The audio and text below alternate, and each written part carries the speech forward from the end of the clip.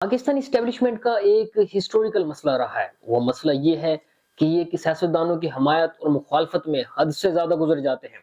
جب کسی سیاستدان کی حمایت کرنے پر آتے ہیں تو اسے اقتدار میں لے کے آتے ہیں، اس کو عوام میں مسیحا بنا کر پیش کرتے ہیں، فالس پروپیگنڈا کے ذریعے ثابت کرنے کی کوشش کرتے ہیں کہ یہی انسان جو ہے ملک میں تمام مسائل کا حل ہے۔ اور جو وہی سیاستدان ان کو انگلیاں دکھانا یا آنکھیں دکھانا شروع کر دیتا ہے تو وہ سیاستدان محب الوطن سے غدار بن جاتا ہے۔ اس سیاستدان کو اقتدار سے بے دخل کر دیا جاتا ہے، کبھی عدالتوں کے ذریعے، کبھی صدارتی شک 58-2B کے ذریعے۔ پاکستان کے اندر اکثر ایسا ہوتا رہتا ہے۔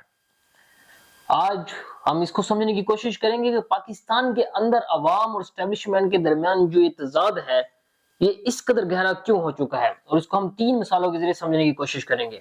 میں ہوں Haris Rana and welcome to the Street Thinker. تو سب سے پہلے ہم سمجھتے ہیں ذوالفقار علی بھٹو کو۔ ذوالفقار علی بھٹو کو پاکستانی سیاست میں متعارف کروانے والا جنرل ایوب خان تھا۔ جنرل ایوب خان نے ذوالفقار علی بھٹو کو اپنی کیبنٹ میں شامل کیا اور انہیں پاکستان کا وزیر خارجہ بنوایا۔ ذوالفقار علی بھٹو ایوب خان کو اپنا ڈیڈی کہا کرتے تھے۔ پھر بعد میں کیا ہوا کہ 1965 کی وار ہوئی، پاک بھارت جنگ اور معاہدہ تاشکند طے پایا۔ یہ معاہدہ Indian prime minister Lal Bahadur Shastri اور پاکستانی جنرل ایوب خان کے درمیان طے پایا تھا۔ اس وقت ایوب خان کے خلاف پاکستان میں ایک عوامی تحریک چل رہی تھی زوروں سے، تو ذوالفقار علی بھٹو نے اس وقت اپنے سیاسی ڈیڈی کا ساتھ چھوڑا اور ایوب خان کے خلاف اس سیاسی تحریک میں شامل ہو گئے، اور اس تحریک میں انہوں نے معاہدہ تاشکند کو بیس بنایا تھا۔ پھر کیا ہوا کہ سوشلزم کا نعرہ لگا کے اور اسٹیبلشمنٹ کا مخالف نعرہ لگا کے ذوالفقار علی بھٹو اقتدار میں بھی آ گئے۔ پھر وہی ذوالفقار علی بھٹو جس کو اسٹیبلشمنٹ نے کبھی اقتدار سے متعارف کروایا تھا، اس کو اقتدار کے مزے دیے تھے، وہی ذوالفقار علی بھٹو کے دور میں پاکستان کا 3rd مارشل لا لگا، اور پھر اسی ادارے کے جنرل ضیاء الحق نے ذوالفقار علی بھٹو کو پھانسی کی سزا دی۔ جنرل ضیاء الحق نے اقتدار میں آنے کے بعد پیپلز پارٹی کو ختم کرنے کے لیے ایڑی سے چوٹی تک زور لگایا۔ اس نے پیپلز پارٹی کے خلاف پنجاب میں 9 جماعتوں کا ایک فرنٹ بنایا جسے IJ اسلامی جمہوریہ اتحاد کا نام دیا، اور جس کی سربراہی نواز شریف کے پاس تھی۔ یہ 9 جماعتوں کا رائٹ ونگ جماعتوں کا اتحاد تھا، اور اس کی جو قیادت تھی وہ نواز شریف کر رہا تھا، اور اس کی فارمیشن کے اندر جنرل حمید گل کا بڑا بنیادی کردار تھا۔ اور لیکن 1988 کے اندر محترمہ Benazir Bhutto anti establishment narrative کی بیس پر عوام سے اقتدار حاصل کرتی ہے اور ایک بار پھر پاکستان کی وزیر اعظم بن جاتی ہے۔ عوام نے اس وقت بھی اینٹی اسٹیبلشمنٹ نیریٹو کو سپورٹ کیا۔ نواز شریف کو مصنوعی طور پر لیڈر بنا کر عوام میں پیش کیا جاتا ہے، اور عوام بہت جلد پنجاب کے خاص طور پہ تاجر حلقوں میں نواز شریف کو حمایت مل بھی جاتی ہے۔ نواز شریف اسٹیبلشمنٹ کی مدد سے 90s کے اندر اقتدار میں آ جاتے ہیں، لیکن اقتدار میں آنے کے بعد جیسے ہی نواز شریف نے اسٹیبلشمنٹ کو آنکھیں دکھانا شروع کی تو اسٹیبلشمنٹ نے نواز شریف کو 1 نہیں 2 نہیں 3 بار اقتدار سے نکالا۔ کبھی اسحاق خان کے ذریعے 58-2B شک کا استعمال کیا، کبھی اکتوبر 1999 کے اندر مشرف نے ماشاء اللہ کے ذریعے سے جلا وطن کیا، اور کبھی 2017 کے اندر ثاقب نثار کو عدالتوں کے ذریعے نواز شریف کو اقتدار سے ہٹایا گیا۔ نواز شریف نے اس کے بعد سول سپرمیسی کا نعرہ لگایا، اور پھر بعد میں خود اس نعرے پر کمپرومائز کر لیا۔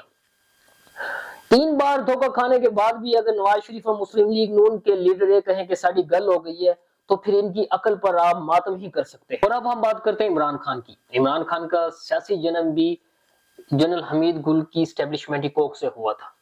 بعد میں اس کو گود لے لیا تھا جنرل ظہیر اسلام اور جنرل پاشا نے، اور عمران خان نے اپنا سیاسی شباب، اپنا جو جوانی، سیاسی جوانی کا جو دور تھا وہ جنرل فیض حمید اور جنرل باجوہ کے ساتھ گزارا۔ پھر کیا تھا، پاکستانی اسٹیبلشمنٹ کے اندر جیسی اقتدار کی ٹرانسفارمیشن ہوئی تو اسٹیبلشمنٹ کی نظریں بھی تبدیل ہو گئی، اور خان صاحب کے بھی تاریخ کے تسلسل کے ساتھ ساتھ اسٹیبلشمنٹ کے ساتھ اختلافات ہونا شروع ہو گئے۔ پھر وہی عمران خان جو کسی وقت میں اسٹیبلشمنٹ کا فیورٹ ہوا کرتا تھا وہ لائک سے ڈس لائک ہو گیا۔ عمران خان کو اس کی سزا بھی ملی، عدم اعتماد کے ذریعے اس کو اقتدار سے بے دخل کر دیا گیا۔ اس کی پارٹی سے 2 ذیلی پارٹیاں استحکام پارٹی اور PTI پارلیمنٹریز بنائی گئی۔ الیکٹیبلز کو اس کی پارٹی سے جیسے وہ آئے تھے ویسے ان کو نکال دیا گیا۔ عمران خان کو 3 کیسز، القادری ٹرسٹ کیس، غیر شرعی نکاح اور سائفر کیس کے اندر مختلف سزائیں دی گئی۔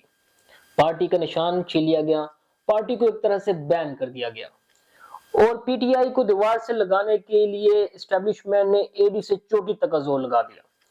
اور آپ دیکھ سکتے ہیں کہ عدالتوں کا اور الیکشن کمیشن کا جو متعصبانہ رویہ ہے پی ٹی آئی کے ساتھ، اور وہ بھونت رویہ بھی آپ کے سامنے ہے، لیکن اس کے باوجود اسٹیبلشمنٹ اپنی پوری کوشش کے باوجود عمران خان کے زور کو کم نہیں کر پا رہی۔ عمران خان کی وسیع طور پر تو عوامی بنیادیں نہیں ہیں، لیکن پاکستان کے مڈل کلاس طبقے میں اور سوشل میڈیا کے اندر عمران خان کو بہرحال حمایت ضرور حاصل ہے۔ لیکن ان تمام اسٹیبلشمنٹ کے مخالف اقدامات کے باوجود فیب 2024 کے الیکشن میں پاکستان تحریک انصاف کی جو کارکردگی تھی وہ ایک تسلی بخش کارکردگی تھی۔ تو اس سے ہمارے ذہن میں کچھ چیزیں آتی ہیں۔ پہلی چیز تو یہ ہے کہ عمران خان بہت پاپولر لیڈر ہے، اور پاکستان تحریک انصاف جو ہے اس وقت پاکستان کی سب سے مضبوط ترین جماعت ہے۔ کیا یہ بات حقیقت پر مبنی ہے یا صرف ایک سطحی تجزیہ ہے؟ اس کو تھوڑا سا ڈی کوڈ کر کے اور ڈیپلی سمجھنے کی کوشش کرتے ہیں۔ پہلی بات تو آپ یہ سمجھ لیں کہ پاکستان کے اندر ایلیٹ کلاس، اسٹیبلشمنٹ اور عوام کی جو مفادات ہیں وہ اس قدر ٹکراؤ کا شکار ہو چکے ہیں، اور عوام اب ایلیٹ کلاس سے اور موجودہ سسٹم سے اس قدر نفرت کرنے لگے ہیں کہ ہر کوئی جو اسٹیبلشمنٹ کے خلاف نعرہ لگاتا ہے وہ عوام میں مقبول ہو جاتا ہے۔ یہ کچھ پی ٹی آئی کے ساتھ ہوا۔ پی ٹی آئی انتہائی مجبوری کی حالت میں اس وقت اینٹی اسٹیبلشمنٹ پوزیشن پر کھڑی ہے، اپنے شوق کی وجہ سے نہیں، کیونکہ پی ٹی آئی کے اور اسٹیبلشمنٹ کے نظریے میں کوئی خاص فرق نہیں ہے۔ تو سوال یہ پیدا ہوتا ہے کہ اگر اسٹیبلشمنٹ عمران خان کو عوام کی نظروں میں ڈسکریڈٹ کرنا چاہتی ہے، اس کو عوام کی نظروں سے گرانا چاہتی ہے، تو اس کے لیے کیا کیا جائے؟ میں ایک بات آپ کو بڑے دعوے سے کہہ سکتا ہوں، اگر 2024 کے الیکشن میں اسٹیبلشمنٹ عمران خان کو سپورٹ کرتی، عمران خان الیکشن ہار جاتا۔ اور آج بھی کیونکہ عمران خان کو جو ووٹ ملا ہے وہ عمران خان کی پرفارمنس کا ووٹ نہیں ملا۔ عوام نے 2024 میں عمران خان کے ساتھ نہیں کھڑی تھی، بلکہ وہ اسٹیبلشمنٹ کے خلاف کھڑی تھی۔